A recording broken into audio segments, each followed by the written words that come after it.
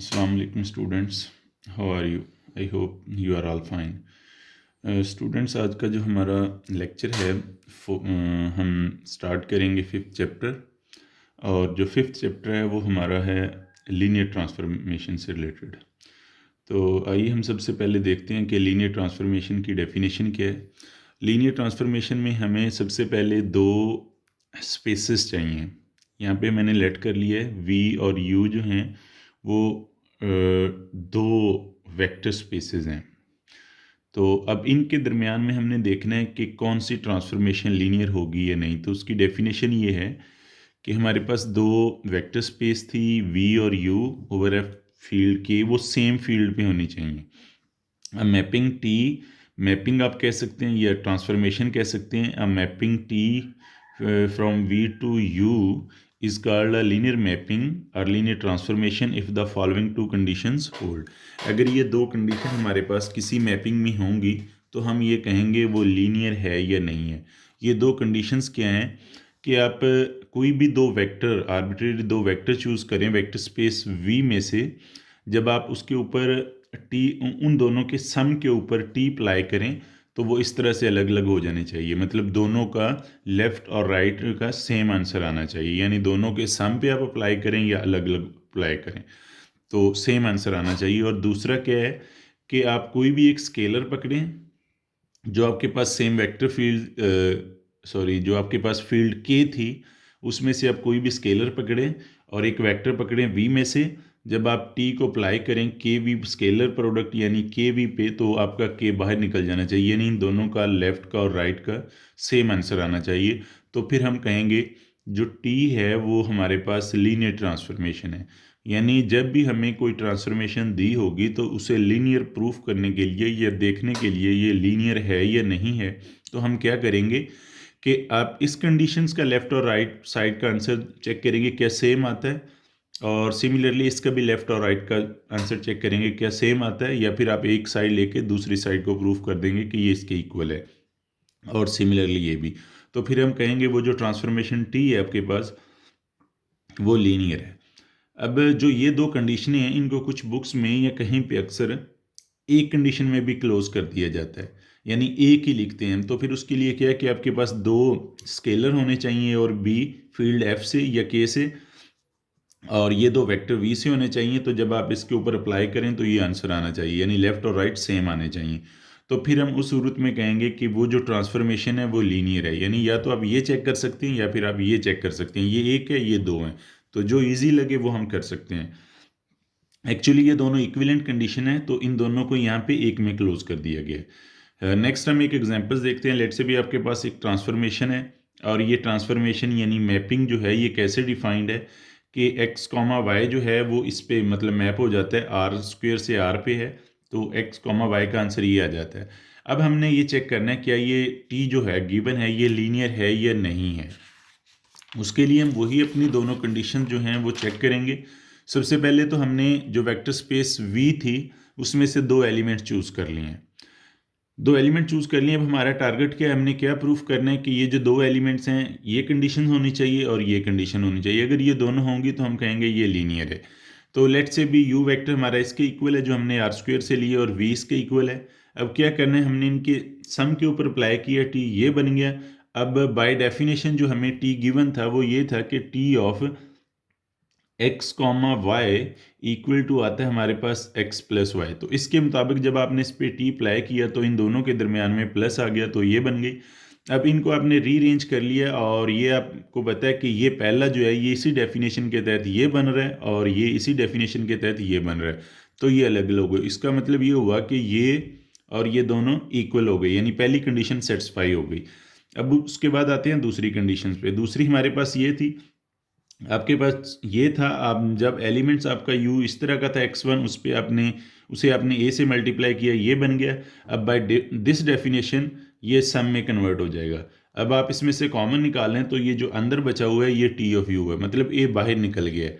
तो ये दूसरी कंडीशन भी सेटिस्फाई हो गई। इसका मतलब ये हुआ hints T is a linear mapping.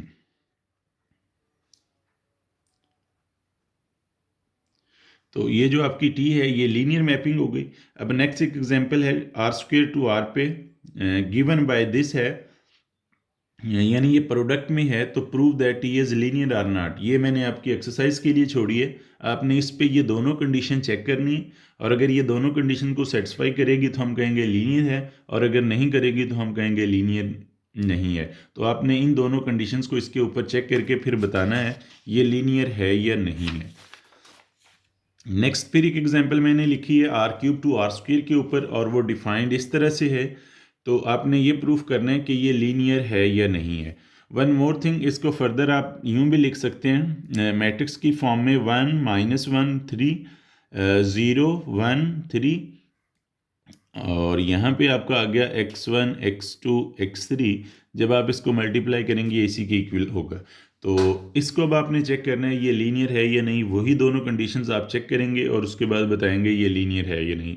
Next फिर एग्जांपल है जिसमें मैंने दो ट्रांसफॉर्मेशन दी हैं और दोनों का पूछा है कि ये लीनियर है या नहीं। पहले इस तरह से डिफाइंड है, यानी M2 all matrix of order 2/2 से R के ऊपर, और इस तरह से डिफाइंड है। अब आपने इसको चेक करना है ये लीनियर है या नहीं। और दूसरी भी ट्रांसफॉर्मेशन है मैट्रिक्स 2/2 से, यानी दो ऑर्डर के मैट्रिक्स से आर के ऊपर, रियल लाइन के ऊपर, और ये इस तरह से डिफाइंड है।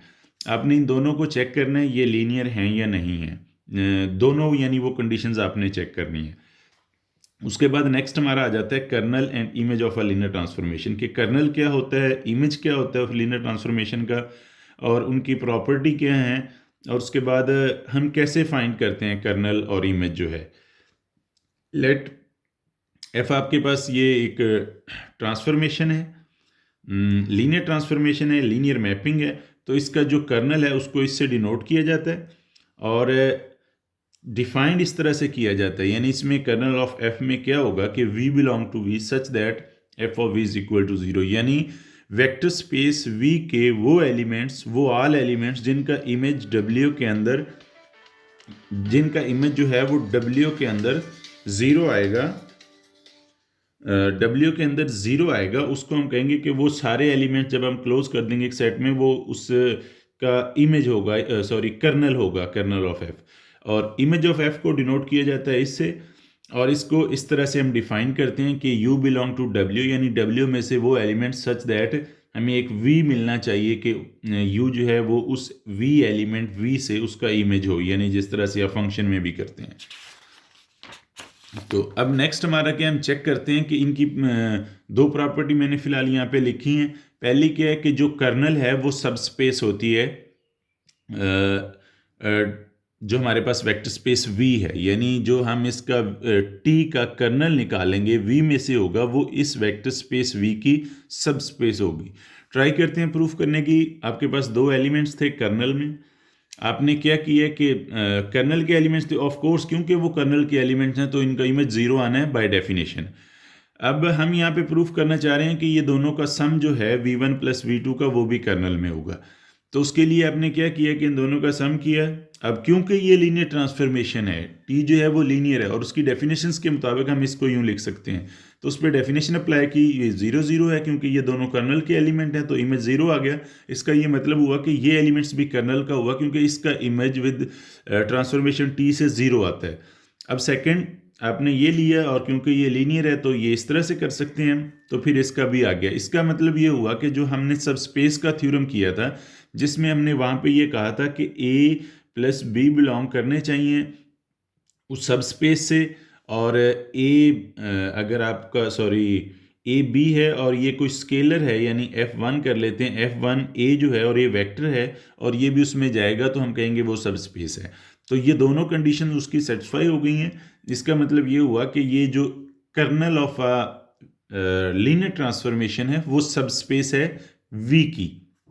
ओके, नेक्स्ट आपका है कि t जो है लीनियर ट्रांसफॉर्मेशन है, तो जो इसका इमेज है वो u का सब स्पेस होगा, यानी जैसे ये v की थी ऐसे ही जो इमेज है वो u की सब स्पेस होगी।